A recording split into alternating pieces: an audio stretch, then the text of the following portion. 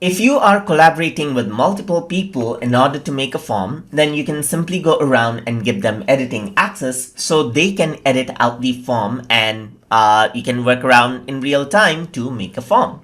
So I'm going to click on send for this one, and then I'm going to click on the mail icon, and over here you can see add collaborators as an option.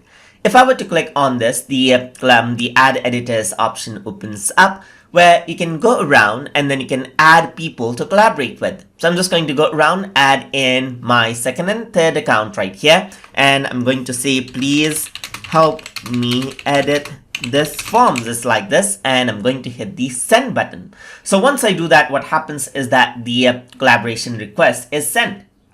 And what happens is that they will get an email right here. So I'm signed into my other email account now, and you can see that a request for editing the form like it's received right here. So I can simply go around and open up the form right here, and what happens is that you can see that Google form has been opened, so I can go around and make changes over here. Once the other user makes changes, you can see that it gets updated over here. So similarly, they can add questions right here, and the questions will be added, as you can see right here.